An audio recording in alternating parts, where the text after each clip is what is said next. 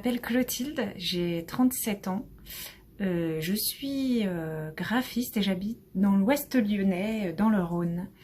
Je suis en couple depuis 14 ans avec Nicolas, avec qui j'ai deux beaux garçons, Baptiste qui a 8 ans et Anthony qui a eu 6 ans et demi. Oui, Baptiste est en effet porteur de trisomie 21. On l'a su en salle d'accouchement, 1 heure après sa naissance. Surprise, surprise. Baptiste, né le 8 janvier 2013, ce qui aurait pu être un signe, est arrivé avec 3 chromosomes 21. Quand le pédiatre nous l'a dit, on n'a pas réagi en fait. On a été tellement assommés qu'on n'a pas pu réagir, on est resté muet avec Nicolas, je crois qu'on s'est même pas regardé. On avait les yeux rivés sur notre bébé et on accusait le coup. Je me souviens quand on nous a monté dans notre chambre 1 heure après, on était dans l'ascenseur avec la sage-femme, Baptiste, Nicolas, tous les 4. Et en fait, il y avait un silence de mort dans l'ascenseur et c'était terrifiant parce qu'en fait, on aurait dû tous là s'extasier devant cette nouvelle petite vie qui était arrivée et là, on était tous sans voix en fait.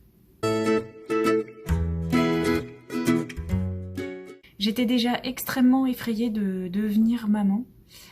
J'avais peur de manquer de sommeil. C'est très important pour moi le sommeil.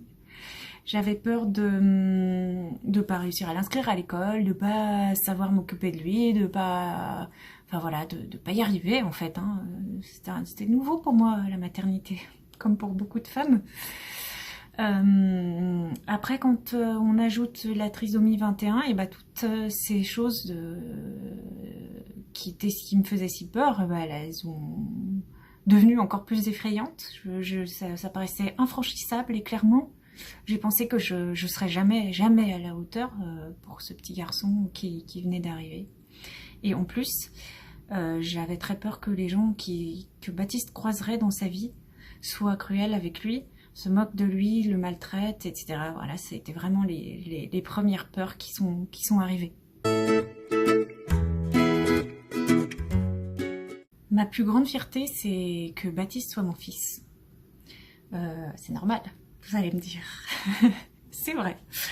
Non, mais réellement, c'est un petit garçon qui est extrêmement riche et extrêmement volontaire.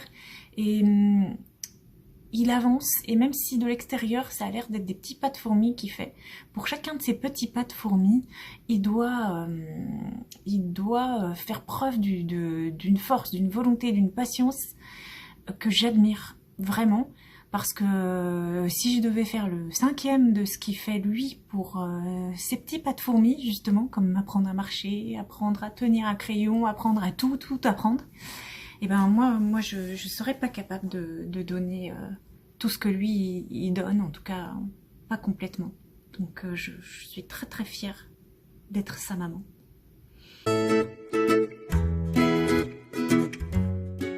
Je pense que mes premiers mots ont été « Coucou mon petit bonhomme » quand on me l'a mis dans les bras juste quand il est né. Ensuite, je suis restée muette pendant quelques jours. Muette. Je lui ai pas beaucoup parlé à la maternité. Je voulais pas m'en séparer. Je l'avais tout le temps dans les bras. Je voulais pas qu'il aille à la pouponnière et je dormais en lui tenant la main. Je voulais surtout pas qu'on m'éloigne de lui. Mais par contre, je n'arrivais pas à lui parler, je savais pas quoi lui dire, j'étais tellement triste pour lui. Et je me souviens que quand le pédiatre nous a annoncé la trisomie en salle d'accouchement, je le tenais dans mes bras comme ça, puis mes bras se sont resserrés contre lui, autour de lui, et que c'était ma façon à moi de lui dire que j'étais là, que je l'abandonnerais jamais, mais qu'il allait falloir qu'il m'excuse parce que j'allais peut-être être un peu loin de lui pendant quelques jours, le temps d'accuser le coup et de me laisser apprivoiser par cette trisomie 21 qui m'effrayait tellement à l'époque, et qu'il allait falloir qu'il me laisse un peu de temps pour revenir vers lui, mais que c'était sûr, je reviendrai.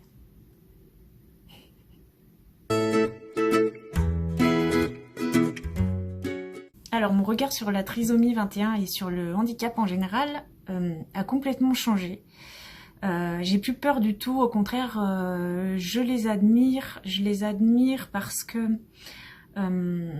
tout est compliqué. La nature leur a mis des bâtons dans les roues avec cette trisomie 21 qui vient mettre un peu le bazar là-dedans, et la société leur met des bâtons dans les roues, et malgré ça, ils ont toujours autant d'envie de s'intégrer, d'être autonomes, d'apprendre, de travailler, de faire partie de cette société. Et donc pour ça, je les admire vraiment. Et j'aime pas trop quand on parle de ces petits trucs en plus qu'ils ont, de nos petits extras et tout ça, parce que déjà, ça les infantilise. Et ils deviennent quand même des adultes, et des adultes à part entière qu'on doit respecter.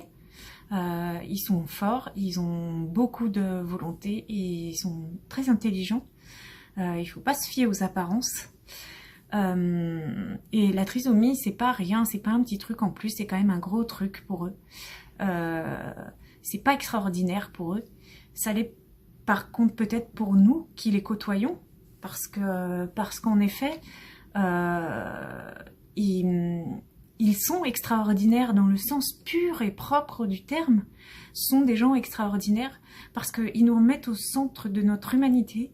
Quand on tend la main aux plus petits, aux plus faibles, on fait ressortir ce qu'il y a de meilleur en nous, ce qu'il y a de bon, ce qui nous rend humains en fait, ce qui nous différencie des autres êtres vivants.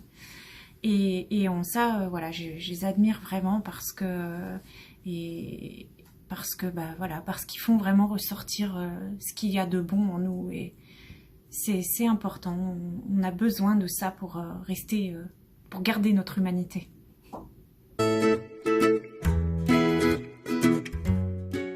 Je voudrais qu'il sache que je l'aime, ça je crois qu'il le sait.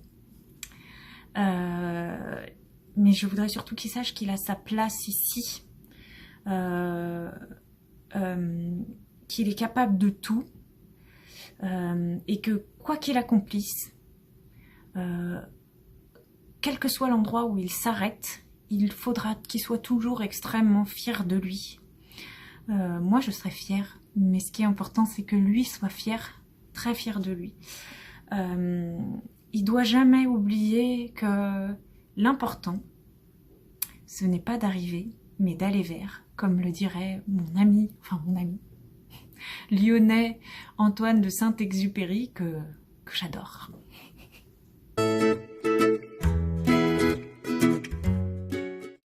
Alors j'ai tout le temps peur, je crois que c'est le propre d'une maman.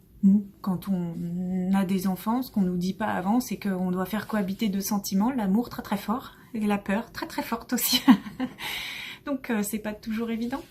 Après, si on y ajoute la trisomie, j'ai toujours peur de pas être à la hauteur, peur de pas réussir à l'accompagner comme il faut dans son dans son parcours, mais ça reste encore une peur normale de maman, je crois.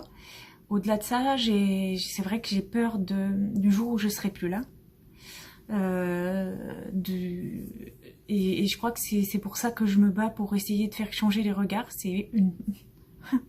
Il y a peut-être un petit peu d'égoïsme dans ce combat, parce que j'espère que quand je devrais m'en aller, quand je devrais le laisser vivre sa vie à lui sans moi, j'espère que je pourrais partir sereine, sans cette peur de le laisser dans un monde qui ne veut pas de lui. Parce que moi, je le trouve merveilleux. Et que je crois, comme je l'ai dit avant, qu'il a sa place.